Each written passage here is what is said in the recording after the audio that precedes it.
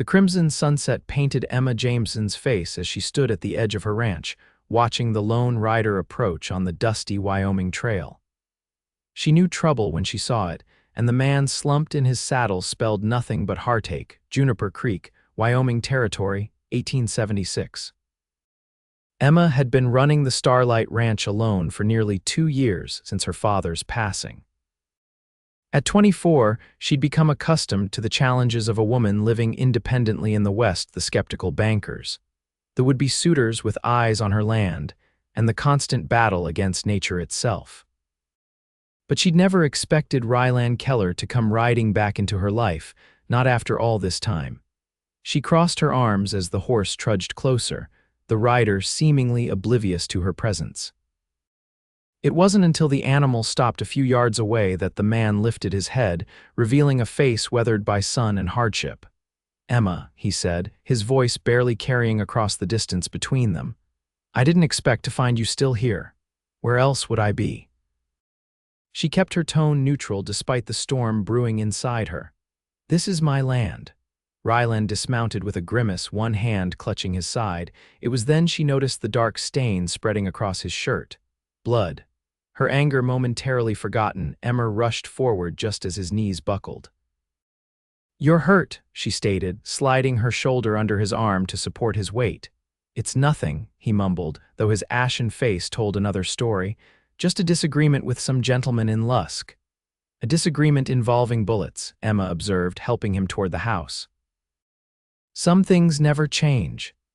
The man who had once promised to return for her, who had disappeared for 5 long years without a word, now leaned heavily against her as she guided him up the porch steps. She told herself she was helping him out of Christian charity, nothing more.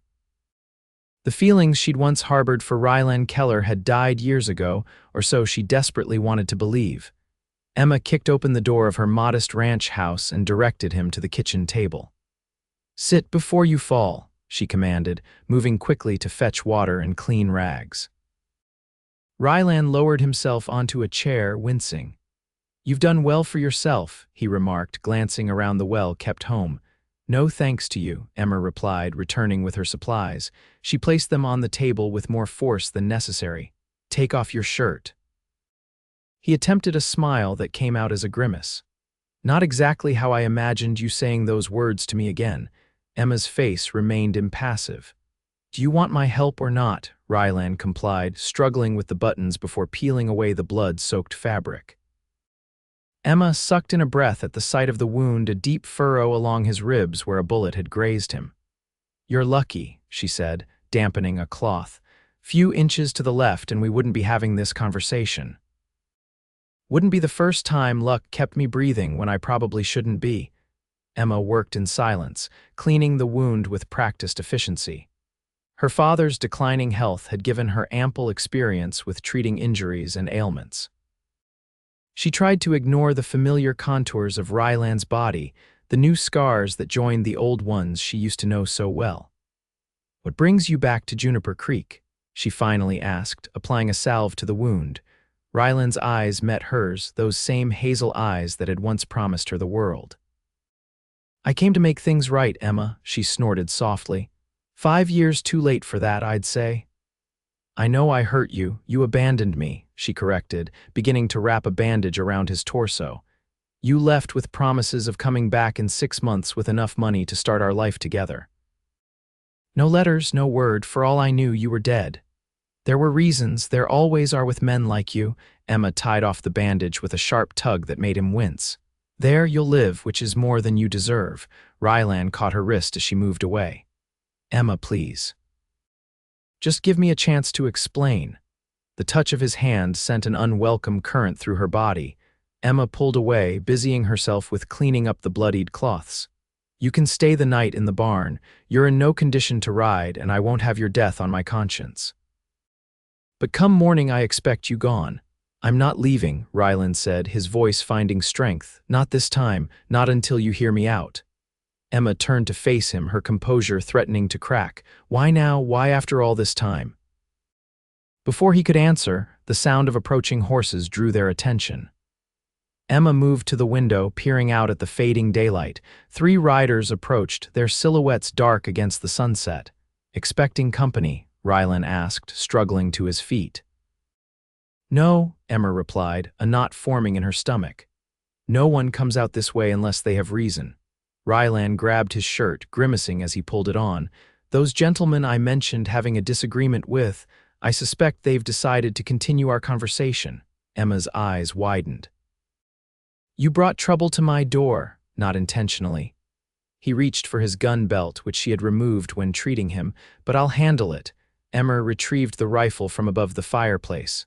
"This is my home, Rylan. We'll handle it together."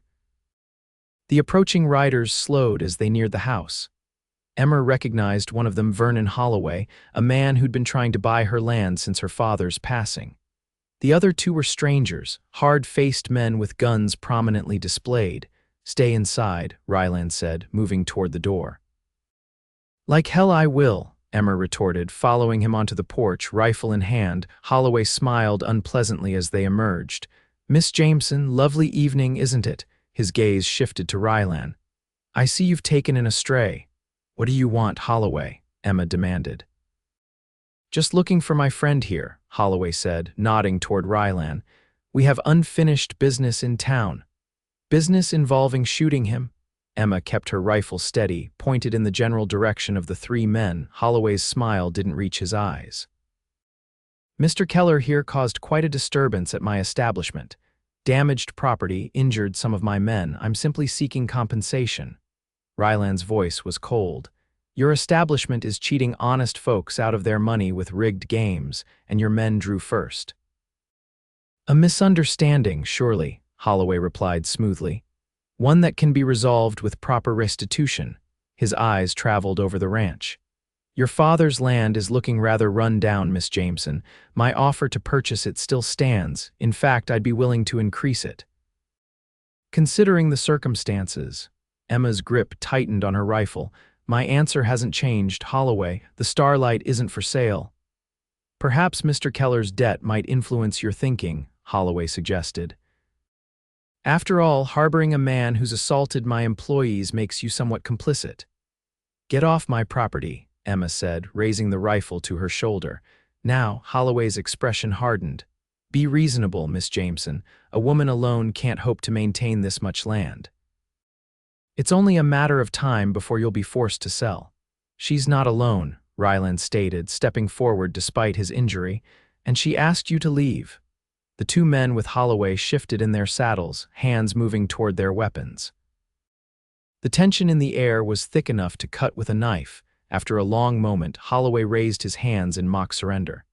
"Very well, but this matter isn't settled, Keller, and Miss Jameson, do consider my offer. The next one might not be so generous." He turned his horse, the other men following suit. "We'll be seeing each other again soon." They watched in silence as the 3 riders disappeared back down the trail toward town. Only when they were out of sight did Emma lower her rifle, her hands trembling slightly from the adrenaline. "I'm sorry," Rylan said quietly. "I didn't mean to bring this to your doorstep." Emma turned to him, anger mixing with fear in her eyes. "What did you do in town?" "I caught one of Holloway's dealers using marked cards. When I called him out, his men tried to teach me a lesson." Rylan's jaw tightened. "Holloway's been buying up properties all around Juniper Creek. Most folks don't realize he's behind it. He uses different names, different representatives." "And how would you know that?" Rylan met her gaze steadily. "Because I've been tracking his operations for the past 2 years. That's why I'm here, Emma. Holloway isn't just a businessman, he's systematically forcing people off their land through intimidation, fraud, and occasionally violence." Emma stared at him, processing this information. "You expect me to believe you've turned lawman?" "Not exactly," Rylan admitted, "but I work with them sometimes. Holloway's organization spans several territories. The authorities have been building a case against him, and I've been helping." "Why you?" A shadow passed over Rylan's face. "I have my reasons." He winced suddenly, his hand going to his side where fresh blood was seeping through his shirt. Emma sighed, her anger temporarily set aside by concern. "You've reopened your wound. Come on, let's get you back inside before you bleed all over my porch." As the night settled over the ranch, Emma found herself in the impossible position of having Rylan Keller under her roof again. After redressing his wound, she'd reluctantly agreed to let him stay in the spare bedroom rather than the barn, if only because she wanted to keep an eye on him and because she knew Holloway's men might return. She sat by the kitchen window, watching the darkness for any sign of trouble, her father's old shotgun across her lap. The soft sound of footsteps made her turn to see Rylan standing in the doorway, looking pale but steadier. "You should be resting," she said. Never could sleep well in strange beds. He moved carefully to join her at the table. "Though I suppose I've earned the discomfort." Emma remained silent, turning her gaze back to the window. "You've done amazing things with the ranch," Rylan commented after a while. "Your father would be proud." "It hasn't been easy," Emma admitted. "The drought last summer nearly ruined us, and the bank's been reluctant to extend credit to a woman running a ranch alone." "Is that why Holloway's so interested? He's hoping financial pressure will force you to sell?" Emma nodded. "He started making offers right after Pa died. Each time I refuse, something happens. Cattle break through fences, a mysterious fire in the south pasture, supplies going missing." She gave him a pointed look. "Seems like the kind of thing your lawman friends might be interested in." "They are. But proving it is another matter." Rylan's expression darkened. "Holloway's careful. He hires local troublemakers for the small jobs, keeps his hands clean." "And what exactly is your role in all this? Hired gun, informant?" There was an edge to her voice that couldn't be disguised. Rylan looked down at his hands. "I owe someone," he said finally. "Someone who gave me a chance when I didn't deserve one. Helping build the case against Holloway is my way of repaying that debt." "Always a debt with you," Emma observed. "Always something pulling you away." The silence that followed was heavy with unspoken words. Finally, Rylan spoke again, his voice softer. "I never meant to stay away so long, Emma. I thought I was doing the right thing." "The right thing would have been a letter, just one word to let me know you were alive." She couldn't keep the hurt from her voice now.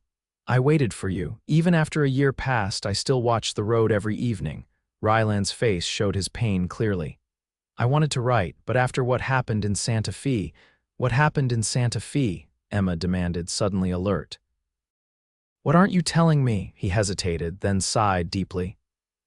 "I got involved with some dangerous people who would have used anyone I cared about against me. I couldn't risk them finding you, so you just disappeared. Let me think you'd abandoned me." It seemed kinder than the alternative. His eyes met hers, pleading for understanding. "I thought I was protecting you." Emma stood abruptly, unable to sit still with the emotions churning inside her. "You had no right to make that decision for me, no right at all." "I know that now," he said quietly. "It took me too long to realize it, but I know." The sound of a horse whinnying outside drew their attention. They both tensed, but Emma relaxed slightly as she recognized the pattern of hoofbeats. "It's just Jacob," she said, moving to the door. "He works for me, checks on the place at night sometimes." She stepped onto the porch as a young man rode up, tipping his hat respectfully. "Evening, Miss Jameson. Saw some riders headed this way earlier, wanted to make sure everything was all right." "We had some unwelcome visitors," Emma confirmed. "Holloway and a couple of his men," Jacob frowned. "They causing trouble again? Nothing we couldn't handle." She gestured toward the house. "I have a guest staying for the night, an old acquaintance." Jacob's eyes narrowed slightly, his protective instincts evident. "Want me to stay around, keep watch?" Emma shook her head. "We'll be fine. But spread the word among the hands. Tomorrow everyone should keep their eyes open." After Jacob departed, Emma returned to find Rylan standing by the fireplace, examining a framed photograph on the mantel. It showed a younger Emma with her parents in front of the ranch house. "Your mother?" Rylan asked softly. "You have her smile." Emma nodded. "She died when I was 16, influenza." "I remember you talking about her." He set the photograph down carefully. "Your father wrote to me once, you know." "About a year after I left." Emma's head snapped up in surprise. "What? He never told me." "He asked me not to mention it if I ever returned." Rylan's expression was solemn. "He said if I couldn't commit to staying, I shouldn't come back at all, that you deserved better than half promises." "He was right." Emma's voice was barely above a whisper. He was, Rylan agreed, and that's why I stayed away. I couldn't give you what you deserved back then. And now, the question escaped before she could stop it. Rylan's eyes held hers. Now I've come to make things right. Whether that means helping you with Holloway or... He trailed off, leaving the rest unsaid. Emma turned away, suddenly exhausted by the emotional weight of the day. It's late. We both need rest if we're going to deal with whatever comes tomorrow. She showed him back to the spare room, painfully aware of how close he was as they walked down the narrow hallway. At the doorway, he paused. Thank you, Emma, for not shooting me on sight. I would have deserved it. A ghost of a smile touched her lips. The night's still young, Keller. Don't tempt me. As she lay in her own bed later, sleep eluded her. The man sleeping under her roof was both familiar and a stranger. The Rylan she had known was still there in his eyes, in the way he moved, in his voice. But there was something else now, a hardness, a wariness that spoke of difficult years and hard-won wisdom. She told herself it didn't matter. That whatever feelings had stirred at seeing him again were merely echoes of what once was. That come morning they would figure out how to deal with Holloway, and then Rylan would ride away again, as was his nature. But in the quiet darkness, Emma couldn't quite make herself believe it. The morning light filtered through the curtains, waking Emma from a fitful sleep. For a moment, the events of the previous day seemed like a dream, but the sound of movement from the kitchen confirmed reality. Rylan was still here. She dressed quickly and found him at the stove, tending to a pot of coffee. He'd found a clean shirt somewhere, probably from the chest of her father's old things she kept in the spare room. You're up early, she observed, keeping her tone neutral. Rylan turned, offering a tentative smile. Old habits, thought I'd make myself useful. He gestured to the coffee. Still take it with just a splash of cream. The fact that he remembered such a small detail after all this time caught her off guard. Yes, she said, watching as he poured a cup and prepared it exactly as she liked. Thank you, she murmured, accepting the cup. How's your side? Better than it deserves to be, thanks to your doctoring. He moved carefully, but with less pain than the night before. You always did have healing hands. Emma sipped her coffee to avoid responding to the compliment. We should talk about Holloway, she said instead. He won't let this go. Rylan nodded, his expression growing serious.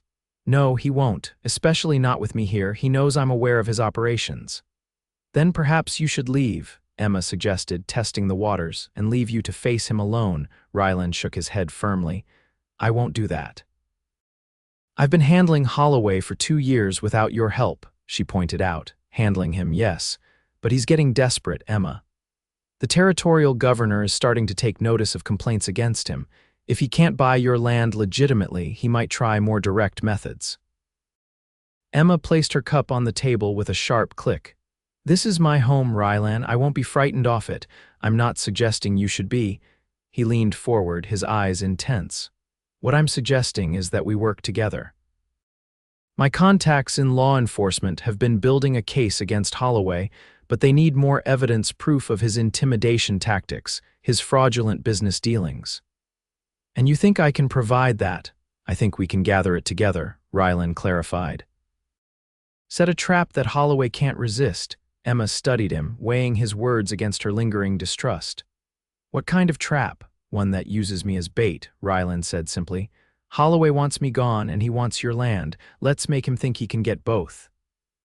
Before Emma could respond, the sound of approaching horses once again interrupted their conversation. This time, she recognized the riders, her ranch hands arriving for the day's work. She rose, grateful for the interruption. I need to give instructions for the day, she said. We'll continue this discussion later. The morning passed in a flurry of activity. Emma directed her small crew of workers, 3 full-time hands and 2 local boys who helped part-time, while Rylan kept himself busy repairing a broken section of the porch railing. She noticed how he winced occasionally when he moved too quickly, but he worked steadily, seeming determined to earn his keep. By midday, Emma found herself watching him more than she cared to admit. There was something about seeing him there, on her land, doing the mundane work of the ranch, that stirred feelings she'd thought long buried. It was a glimpse of what might have been had he returned as promised 5 years ago. She was so lost in thought that she didn't notice Jacob approaching until he spoke. "Miss Jameson, got word from town." His expression was troubled. "Holloway's offering a reward for information on your guest, $50. Emma's stomach tightened. What exactly is he saying? That Mr. Keller's wanted for theft and assault. Most folks know it's hogwash, but $50 is a lot of money around here. Thank you, Jacob. Keep this between us for now." As Jacob returned to his work, Emma walked over to where Rylan was hammering the last nail into the repaired railing. "We need to talk," she said quietly. "Holloway's put a price on your head." Rylan straightened, grimacing slightly at the pull on his wound. "How much am I worth these days?" "This isn't funny," Emma said sharply. $50 will tempt a lot of people in these parts." "It's not meant to succeed," Rylan explained, wiping sweat from his brow. "It's meant to isolate me, make it risky for anyone to help me. Typical Holloway tactic." Emma crossed her arms. "Then it's working. You can't stay here, Rylan. I have these men to think about." She nodded toward her ranch hands. "They depend on this place for their livelihoods."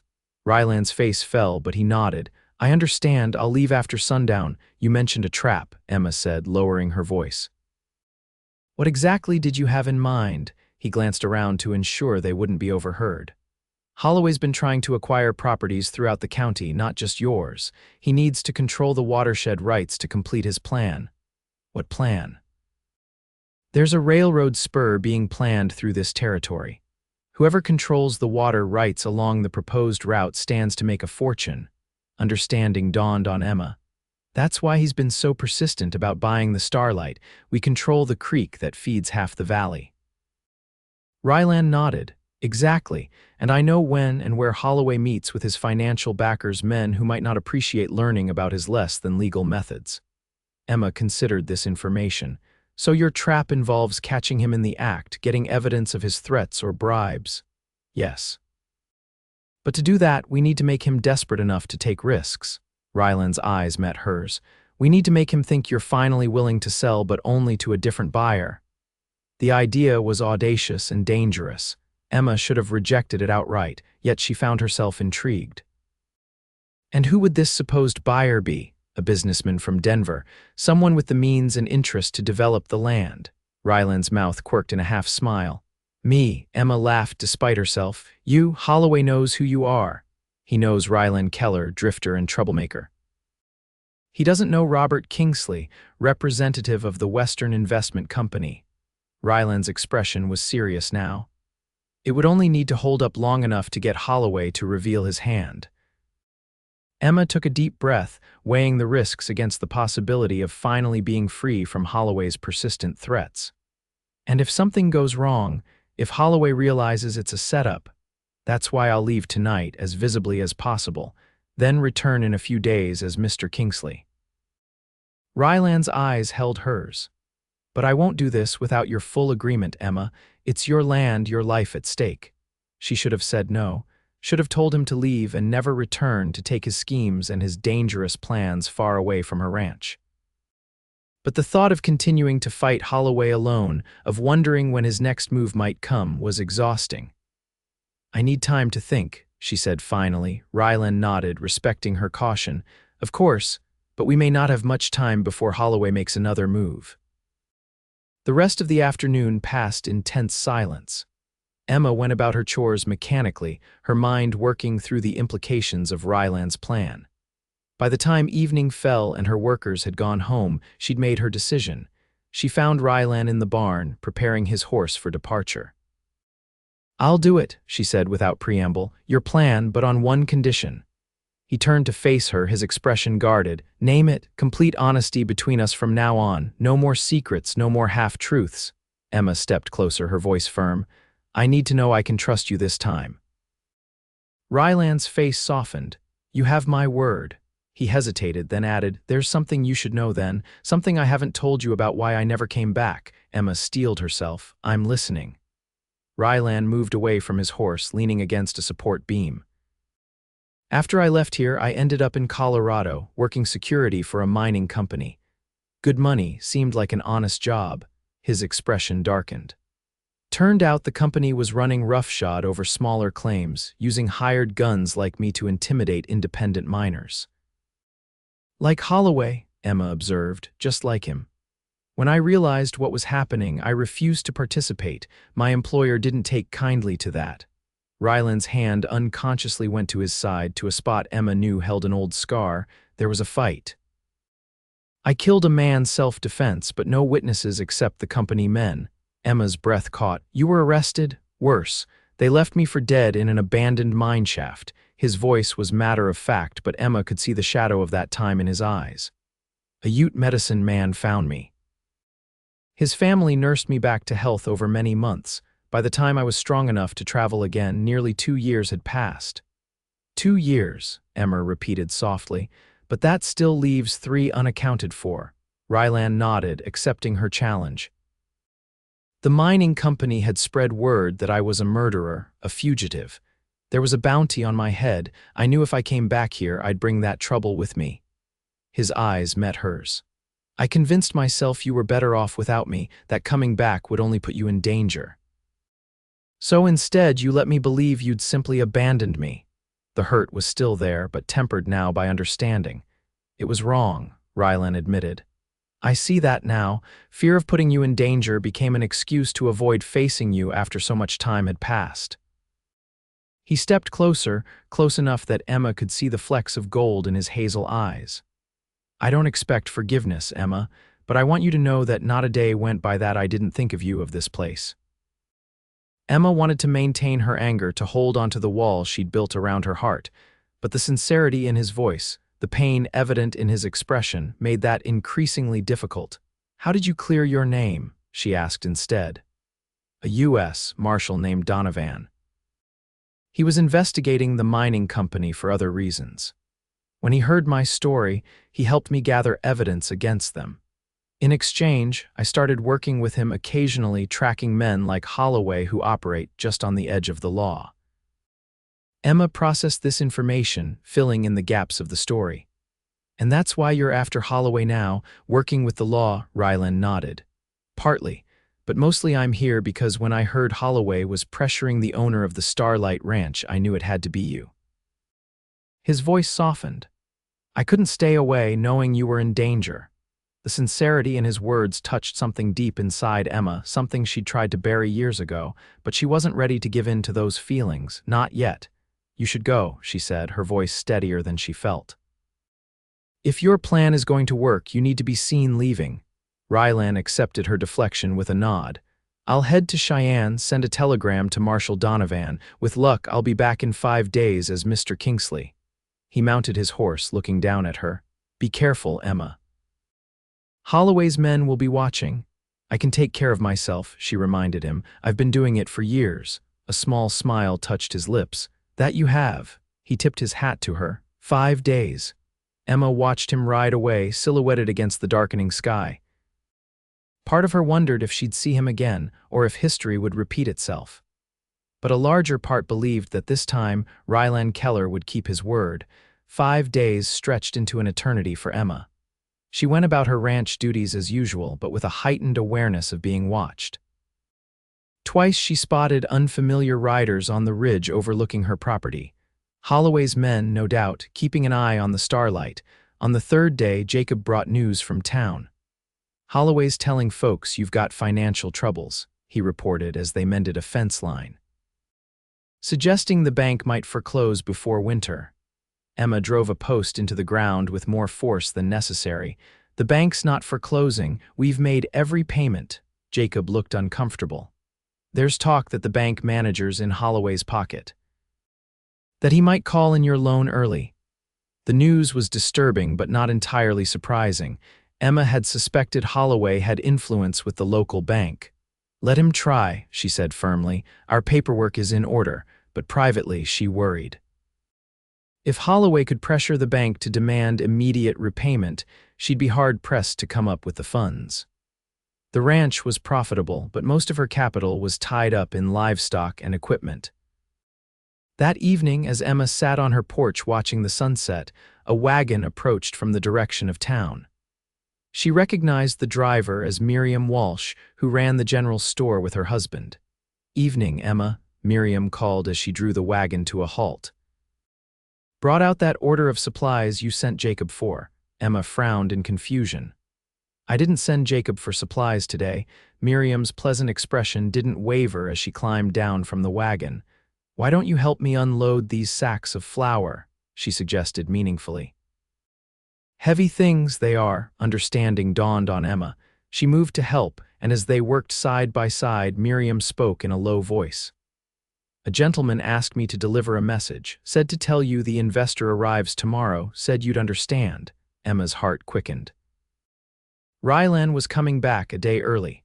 "Thank you, Miriam. Did anyone see him speaking with you?" "I'm not completely without sense, dear," Miriam replied with a small smile. "We spoke in the storeroom, but you should know Holloway's been asking questions around town. About your finances, about who visits the ranch." Her expression grew concerned. "Be careful, Emma. That man's got a mean streak wider than the North Platte." After Miriam departed, Emma spent the evening preparing for Rylan's return. If his plan was to work, they would need to be convincing. She cleaned the house thoroughly, brought out her mother's good china, and even unpacked the dress she saved for special occasions, a deep blue calico that brought out the color of her eyes. The next morning, she informed her ranch hands that she was expecting a business visitor, a potential investor from Denver. Jacob gave her a knowing look, but asked no questions, for which Emma was grateful. Just after noon, a smart buggy came up the road, driven by a man Emma almost didn't recognize. Rylan was clean-shaven, his hair neatly trimmed and slicked back. He wore a tailored suit and wire-rimmed spectacles that changed the entire character of his face. If she hadn't been expecting him, she might have been fooled herself. She stepped onto the porch as he approached, playing her part as the welcoming hostess. "Mr. Kingsley, I presume. Welcome to the Starlight Ranch." Rylan now Robert Kingsley removed his hat and bowed slightly. "Miss Jameson. A pleasure to finally meet in person. Your property is even more impressive than I was led to believe." His voice had changed too, taking on the refined accent of an educated Easterner. Emma had to suppress a smile at his transformation. "Please, come inside, we have much to discuss."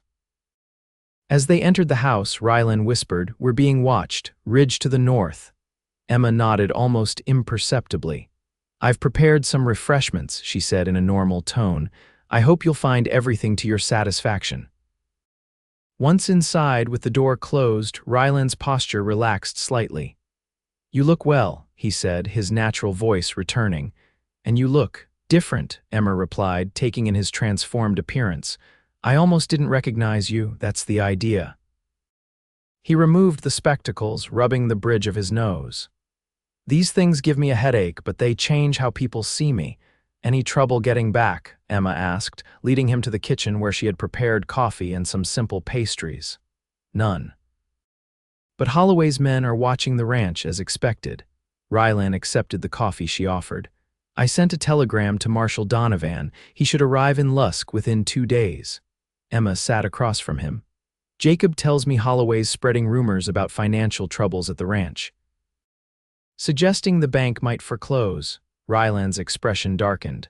"That fits his pattern. Create problems, then offer himself as the solution." He leaned forward. "We need to move quickly. Make it known in town that you're considering an offer from the Western Investment Company." "And how do we do that without being obvious?" Rylan smiled, the familiar mischievous glint returning to his eyes.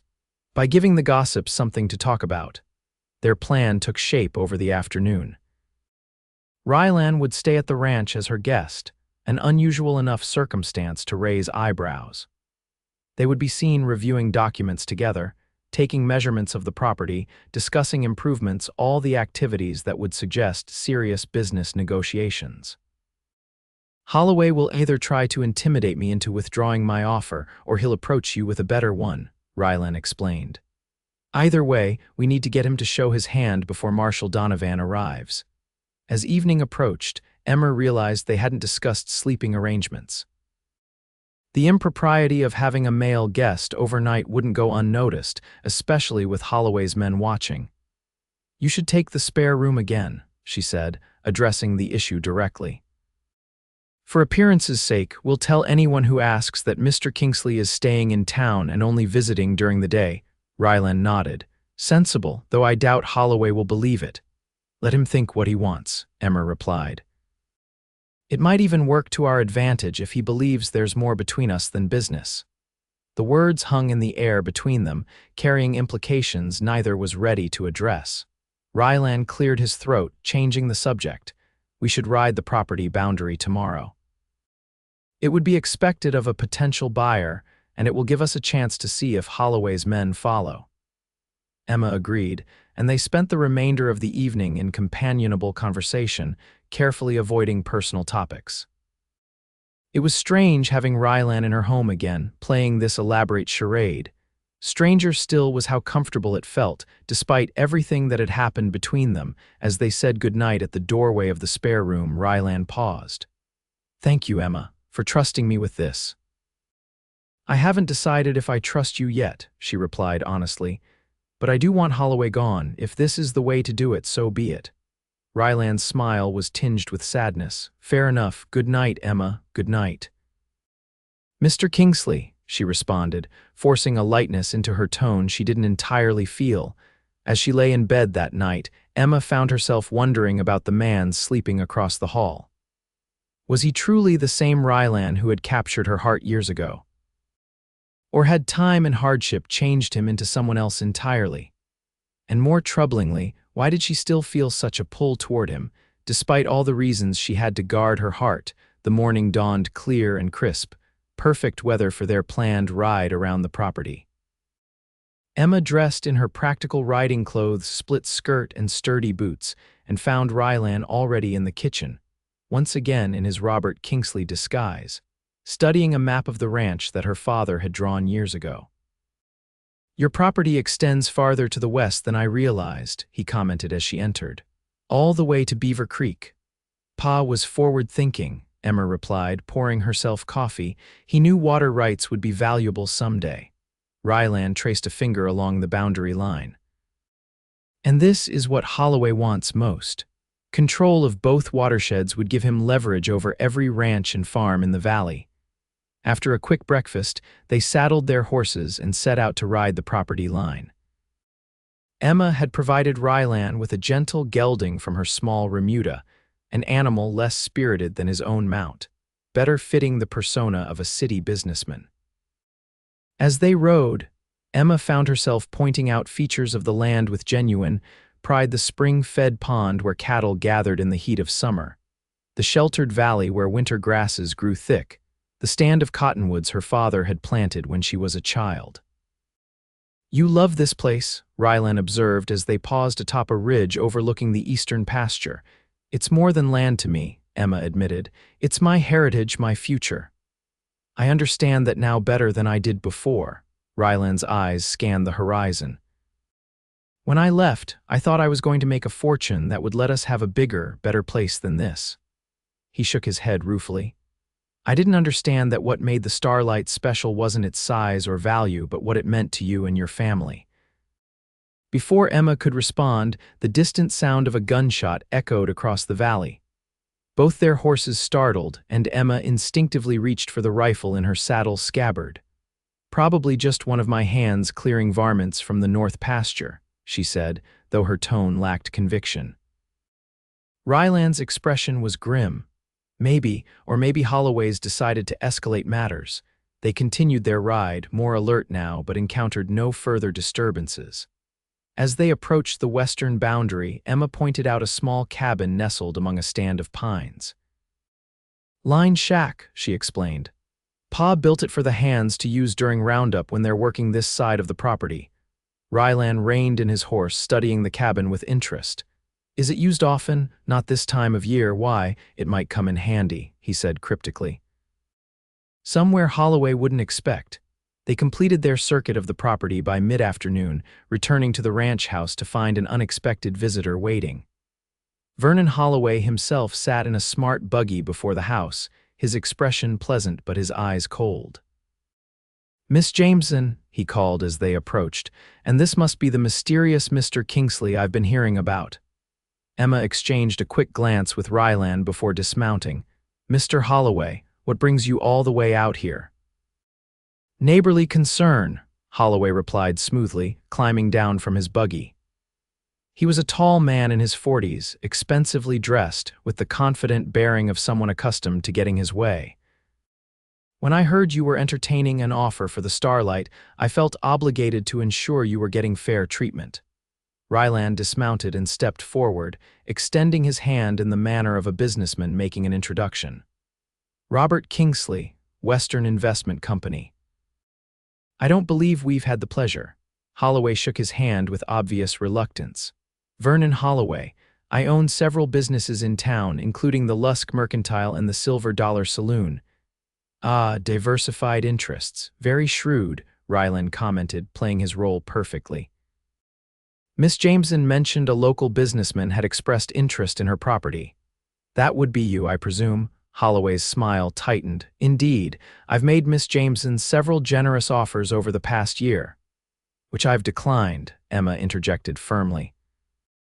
"Yes, well, circumstances change," Holloway observed, his gaze shifting between them. "I understand the bank is reviewing its outstanding loans in the area, times being what they are." The threat was thinly veiled, and Emma felt her anger rising. Before she could respond, Rylan placed a hand lightly on her arm, a gesture that didn't go unnoticed by Holloway. "Financial institutions can be so fickle," Rylan said conversationally. "Fortunately, the Western Investment Company deals primarily in cash transactions. No banks required."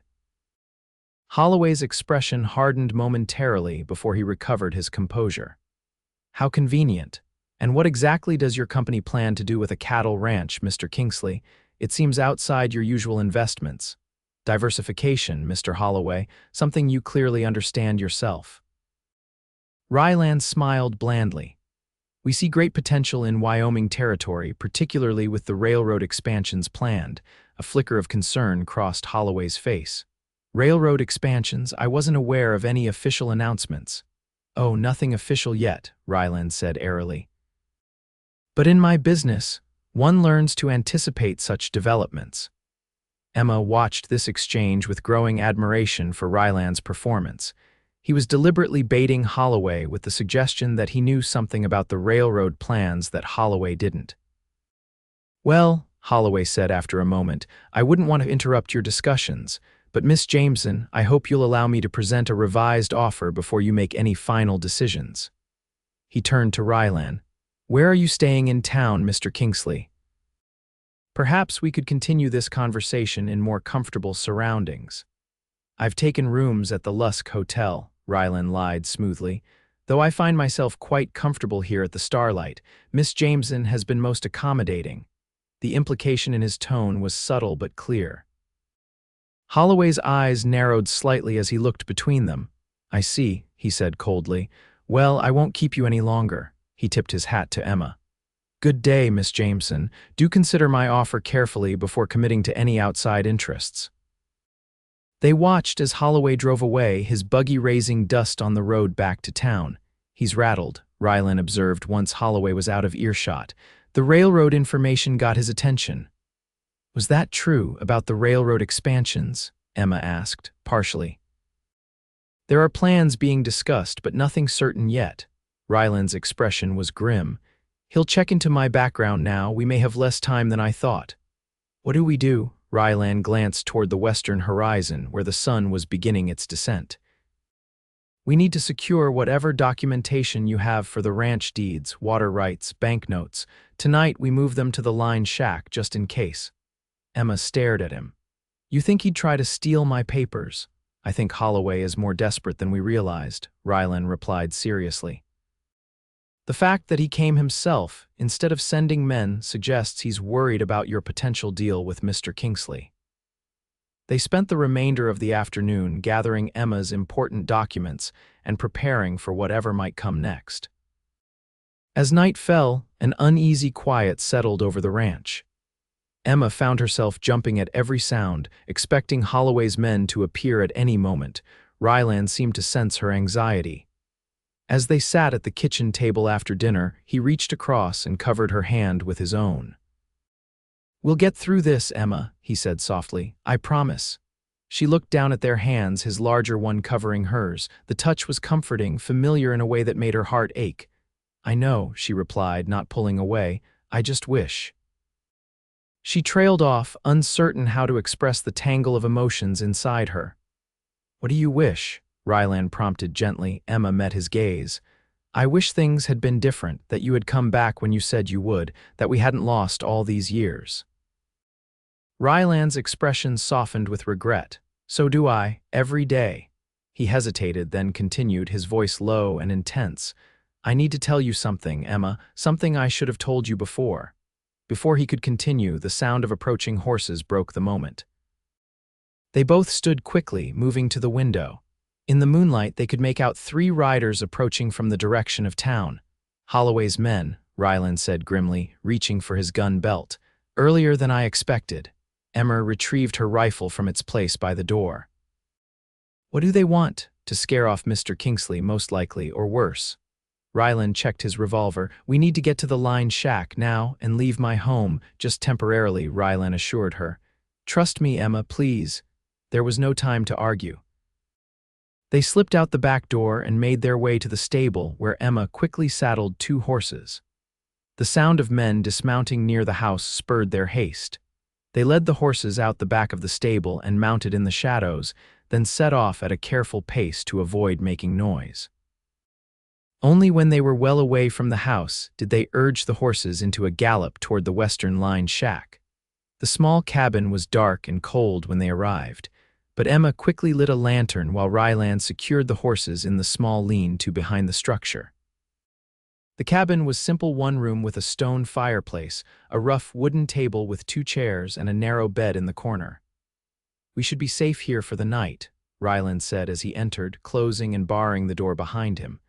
"They'll search the house, find it empty, and assume we're in town." Emma began building a fire in the hearth, her movements quick and efficient despite her anxiety. "And tomorrow, what then?" "Marshal Donovan should arrive by noon," Rylan replied, helping her with the kindling. "Once he's here, we can confront Holloway with what we know." As the fire caught and began to warm the small space, they settled into an uneasy silence. The intimate confines of the cabin made it impossible to ignore the tension between them, not just the danger they faced, but the unresolved feelings that had been stirring since Rylan's return. "What were you going to tell me?" Emma finally asked, remembering their interrupted conversation. "Before we heard the riders." Rylan looked into the fire, his profile illuminated by the dancing flames. For a long moment, he didn't speak. When he finally did, his voice was so quiet Emma had to lean forward to hear him. "I can never have children," he confessed, the words seeming to cost him greatly. "The injuries I sustained in that mine, the doctor who treated me later said the damage was too severe." He couldn't meet her eyes. "I didn't tell you before because I didn't want it to influence your decision about helping me, about us." Emma felt her breath catch at his revelation. Of all the things she had expected him to say, this wasn't one of them. She understood now why he might have stayed away, why he might have thought she was better off without him. In a time and place where a man's worth was often measured by his ability to continue his bloodline, such a condition would be devastating. She moved to sit beside him, taking his hand in hers. "Rylan, look at me." Slowly, reluctantly, he turned to face her. Emma took a deep breath. "5 years ago, that might have mattered to me. I was young, dreaming of a traditional life." Her grip on his hand tightened. "But I've lived alone, built something for myself. I've learned what truly matters." She reached up to touch his face, turning it fully toward her. "You should have told me. You should have let me make my own choice." "I know that now," he whispered. "I thought I was protecting you from disappointment, from a life without children." Emma's eyes held his, unwavering. "I've spent 5 years wondering if you were dead or if I simply hadn't been enough to make you come back, wondering what I did wrong. That hurt far more than any truth could have."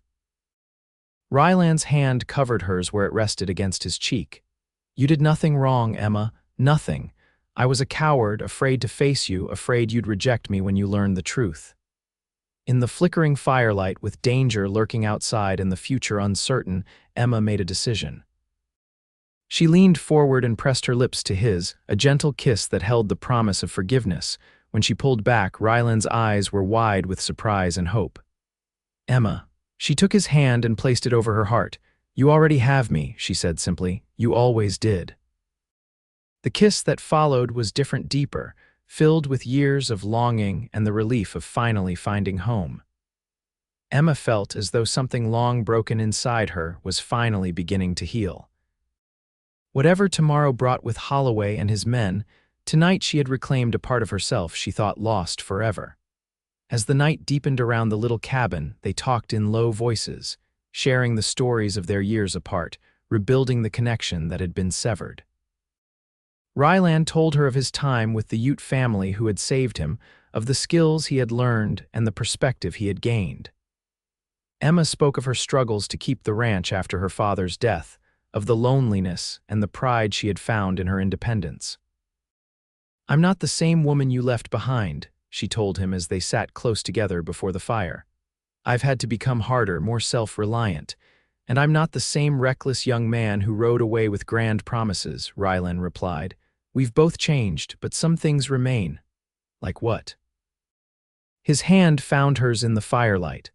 "Like the way I feel when I look at you, like coming home after being lost for too long."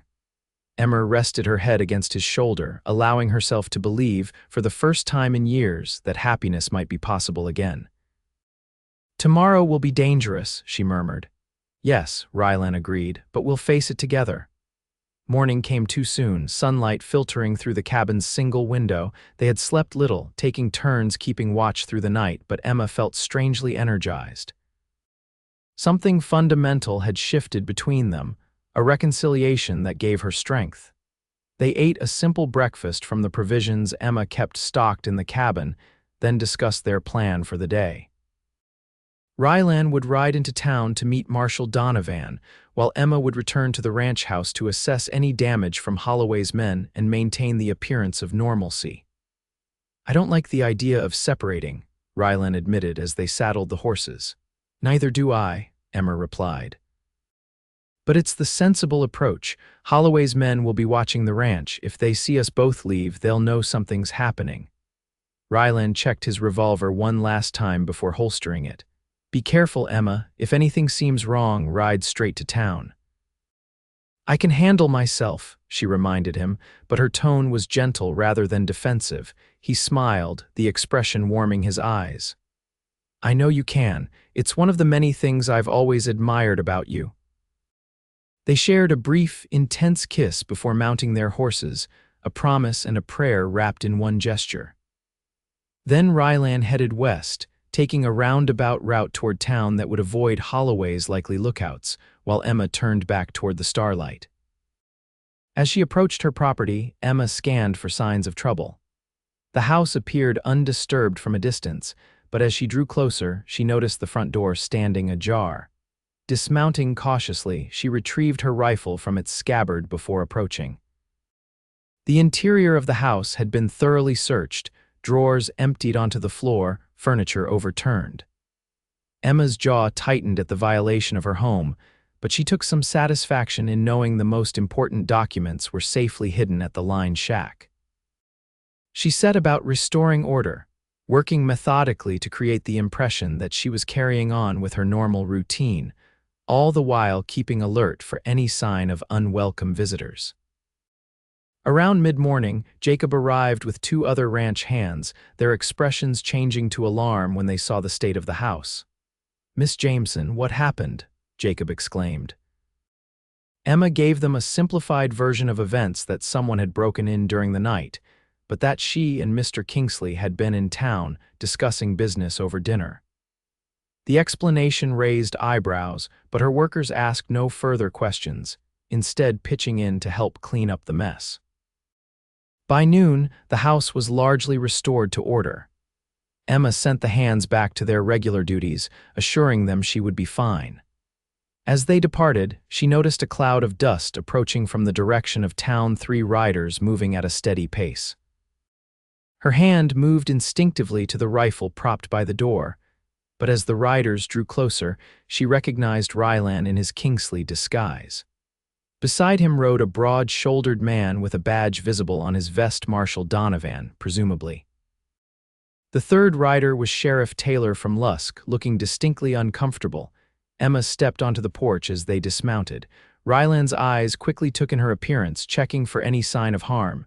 "Miss Jameson," he said formally, maintaining his Kingsley persona. "I hope you're well. Allow me to introduce U.S. Marshal James Donovan, and I believe you know Sheriff Taylor." Emma nodded to both men. "Marshal, Sheriff, this is an unexpected visit." Marshal Donovan stepped forward, removing his hat. He was an imposing figure, with steel gray hair and penetrating blue eyes that suggested he missed very little. "Miss Jameson, Mr. Kingsley has shared some concerning information about Vernon Holloway's activities in this area. I understand you've been experiencing some pressure to sell your property." "You could call it that," Emma replied dryly, gesturing toward her recently restored home. "My house was ransacked last night." Sheriff Taylor shifted uncomfortably. "Now, Miss Jameson, we can't be sure who was responsible." "I think we all know who was responsible, Sheriff," Rylan interrupted. His Kingsley accent dropped now that they were away from potential observers. "Just as we know why you've been reluctant to investigate complaints against Holloway." The sheriff's face flushed. "I don't know what you're implying. Save it, Taylor," Marshal Donovan cut in. "We're not here to debate your competence or your connections. We're here to end Holloway's operation, and you're going to help us do it." Emma looked between the men, understanding dawning. "The sheriff is working with Holloway, not actively," Rylan explained. "Just looking the other way when convenient. Isn't that right, Sheriff?" Taylor's expression was a mixture of defiance and resignation. "Holloway's a powerful man in these parts. A man in my position has to be practical." Marshal Donovan's face hardened. "A man in your position has to uphold the law, Taylor. You've failed at that, but you have a chance to make it right." The conversation was interrupted by the sound of approaching horses, a larger group this time, moving quickly. Emma's heart sank as she recognized Holloway at the head of 5 armed men, bearing down on the ranch house with clear intent. "Get inside," Rylan said urgently, drawing his revolver. "All of you." But it was too late for retreat. Holloway and his men were already reining in before the house, spreading out in a semicircle that effectively blocked escape. Emma noticed with dismay that one of Holloway's companions was the bank manager, Mr. Peterson. "Well, well," Holloway called out, his voice carrying a dangerous edge. "Quite the gathering, Sheriff Taylor. I'm surprised to see you out this way." Taylor paled but stood his ground beside Marshal Donovan, who stepped forward, his badge clearly visible. "Vernon Holloway," Donovan said authoritatively. "I'm U.S. Marshal James Donovan. I'm here investigating allegations of fraud, intimidation, and conspiracy across territorial lines." Holloway's smile didn't waver. "Serious charges, Marshal. I assume you have evidence to support such claims." "We do," Rylan confirmed, removing his spectacles in a gesture that symbolically revealed his true identity. "Including documentation of your attempts to manipulate land sales through financial coercion." Holloway's eyes narrowed as he studied Rylan more carefully. Recognition dawned slowly, then fury. "You," he spat, "the troublemaker from the saloon, Keller." "In the flesh," Rylan acknowledged, "though I prefer investigator to troublemaker." The tension in the air was palpable as Holloway's men shifted restlessly, hands hovering near weapons. Emma moved closer to Rylan, her own rifle held ready but pointed downward. "You've been deceived, Marshal," Holloway said smoothly, regaining his composure. "This man is a known criminal, wanted for assault and property damage in my establishment. Whatever evidence he's provided is fabricated." "Is that so?" Marshal Donovan replied. His calm demeanor never wavered as he reached into his vest pocket and withdrew a folded document. "Then perhaps you'd care to explain this affidavit from your former business partner in Colorado, detailing your methods of acquiring properties along planned railroad routes."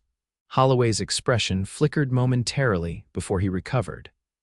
James always was imaginative, especially after his unfortunate difficulties with the law. "And what about these?" Emma added, producing documents from her pocket, copies of the threatening notices Holloway had sent her over the past year. Are these imaginary too? For the first time, Holloway looked genuinely concerned. His eyes darted between them, calculating. Then, with a subtle nod to his men, he made his decision. Take them, he ordered sharply. All of them. Everything happened at once. Holloway's men reached for their weapons as Marshal Donovan shouted for them to stand down. Sheriff Taylor, in a moment of unexpected courage, drew his own pistol and pointed it at Holloway. "Don't do this, Vernon," he warned. "It's over." Gunfire erupted. Emma found herself pulled behind a water trough by Rylan as bullets splintered the wood of the porch. She returned fire, her shots measured and deliberate as her father had taught her. Beside her, Rylan engaged two of Holloway's men who had dismounted and were attempting to circle around the house. Through the chaos, Emma saw Marshal Donovan take cover behind a hitching post, exchanging fire with Holloway, who had retreated behind his horse. Sheriff Taylor lay on the ground, wounded or dead, she couldn't tell. The gunfight seemed to last an eternity but was probably over in minutes. When the smoke cleared, two of Holloway's men were down, one dead and one clutching a wounded shoulder. The bank manager had fled, his horse disappearing down the road toward town. The remaining gunmen had thrown down their weapons, hands raised in surrender. And Vernon Holloway lay in the dust, Marshal Donovan standing over him with a smoking pistol. Holloway wasn't dead, but a wound in his upper chest ensured he wouldn't be making any more trouble today. "It's finished," Donovan said grimly, kicking Holloway's dropped revolver away. "Taylor, you still with us?" To Emma's relief, the sheriff groaned and sat up, holding his bleeding arm. "Still here, Marshal. Bastard shot me." The aftermath was a flurry of activity. Marshal Donovan deputized one of Emma's ranch hands who had arrived during the gunfight, sending him to town for the doctor and additional help. The surviving gunmen were disarmed and secured, while Holloway received basic treatment for his wound enough to keep him alive until the doctor arrived. Through it all, Emma worked alongside Rylan, tending to Sheriff Taylor's injury and helping secure the prisoners. They moved with the synchronicity of partners who instinctively understood each other's actions, a harmony that felt both new and familiar at once. As the sun began to set, casting long shadows across the ranch yard, Emma found a moment of quiet with Rylan on the porch steps. Marshal Donovan was inside, taking Taylor's statement while the subdued prisoners sat under guard near the barn. "It's really over?" Emma asked, watching as the doctor's wagon finally appeared on the horizon. Rylan nodded, his shoulder pressed against hers. "Holloway will face federal charges. Between Marshal Donovan's evidence and what we've gathered here, he won't trouble this valley again." Emma let out a long breath, tension releasing from her body. "I can hardly believe it. For so long, he's been this shadow hanging over everything." "You're free of him," Rylan confirmed. He hesitated, then added, "And free of me too, if that's what you want." Emma turned to look at him, surprised. "Is that what you think I want?" "I don't know," he admitted. "Last night, it meant everything to me, Emma, but I understand if, in the light of day, you've reconsidered. I've brought danger to your door twice now." "And twice you've helped me face it," she replied. She reached for his hand, threading her fingers through his. "I meant what I said last night, when you told me you couldn't have children and I said you already had me." Rylan's eyes searched hers, looking for any hint of doubt or regret. "A life with me won't be simple, Emma. There's still a lot you don't know about my past, about the work I do." "Then tell me," she said simply. "Tell me everything and let me decide for myself what I can accept. That's all I ever wanted, the chance to choose my own path with full knowledge of where it leads." He smiled then, a genuine smile that transformed his face. "I can do that." The doctor's wagon pulled into the yard, ending their private moment. The next few hours were consumed with practical matters, treating the wounded, arranging transport for the prisoners, giving statements to Marshal Donovan for his official report. It was well past midnight when the ranch house finally fell quiet. Holloway and his men had been taken to town, Sheriff Taylor with them, to oversee their confinement despite his own injury. Marshal Donovan had departed with promises to return in the morning to finalize the paperwork. Emma and Rylan sat at the kitchen table, exhausted but too wired to sleep. A pot of coffee steamed between them, largely untouched. "What happens now?" Emma asked, breaking the comfortable silence. "Now," Rylan said, "we talk about the future, if you're still willing to have that conversation." Emma nodded, her heart quickening. "I am." Rylan took a deep breath.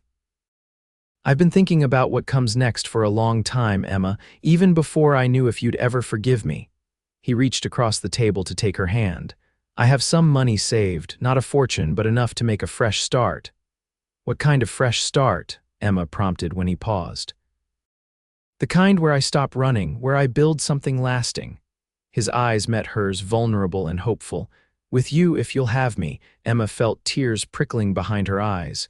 "Are you proposing?" Rylan Keller, inelegantly, but yes. He squeezed her hand. "I love you, Emma."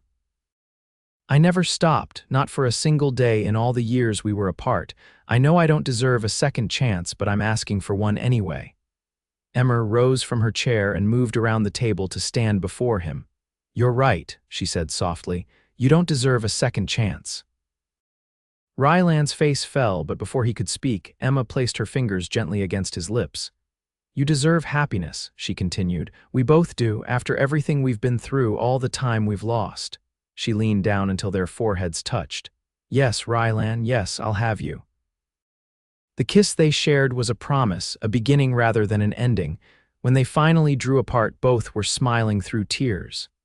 "There's something else," Rylan said, his voice thick with emotion. "Something I didn't tell you about my work with Marshal Donovan." Emma raised an eyebrow, suddenly wary. "More secrets?" "A good one this time." Rylan's expression was reassuring. "The territorial governor has been looking to appoint a new land commissioner for this region. Someone who knows the area, understands the challenges facing small ranchers." He paused. "Marshal Donovan recommended me for the position." Emma's eyes widened. "A land commissioner? You?" "I know, it's hard to picture," Rylan admitted with a self-deprecating smile. "The former troublemaker becoming a government official. But it would mean staying in one place, using what I've learned to help people like you, independent ranchers trying to hold onto their land against corporate interests." "It sounds perfect for you," Emma said, genuine happiness in her voice. "And it would mean—" "It would mean building a life here," Rylan confirmed. "With you, on the starlight, if that's what you want." Emma's heart felt full to bursting. "That's exactly what I want." As the first light of dawn filtered through the windows, they finally sought rest, emotionally and physically drained from the events of the past days. Emma led Rylan to her bedroom, their bedroom now, and they fell asleep in each other's arms, secure in the knowledge that whatever the future held, they would face it together. The months that followed brought changes to the Starlight Ranch and to Juniper Creek. Vernon Holloway was convicted of multiple federal crimes and sentenced to 15 years in prison. His properties were sold at auction, many returning to their original owners at fair prices. Sheriff Taylor resigned his position, replaced by a younger, more principled man. Rylan received his appointment as Territorial Land Commissioner, establishing an office in Lusk that quickly became known for its fair treatment of small landholders. He and Emma were married in a simple ceremony at the ranch, with Marshal Donovan standing as Rylan's best man and Miriam Walsh attending Emma. Life settled into a new rhythm. Rylan divided his time between his official duties and working alongside Emma on the ranch.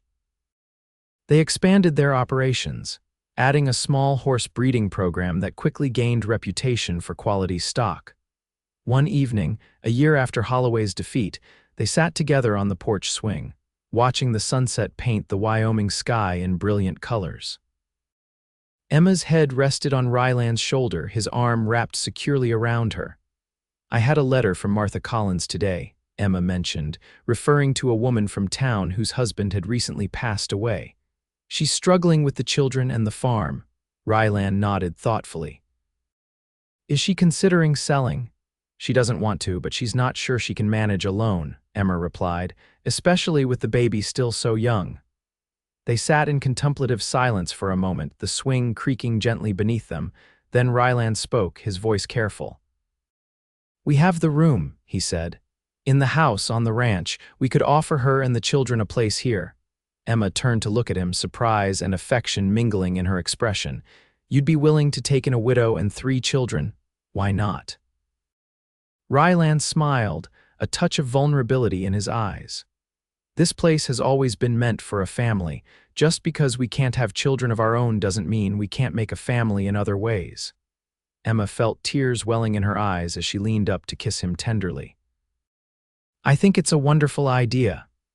2 weeks later, Martha Collins and her children, 7-year-old Samuel, 4-year-old Eliza, and infant Joseph moved into the Starlight Ranch. The house, which had once seemed too large and empty for Emma alone, now echoed with children's laughter and the busy sounds of an extended family.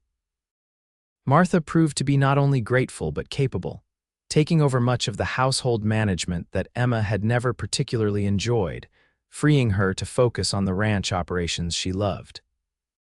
The children quickly adapted to ranch life, Samuel especially showing an aptitude with horses that delighted Rylan.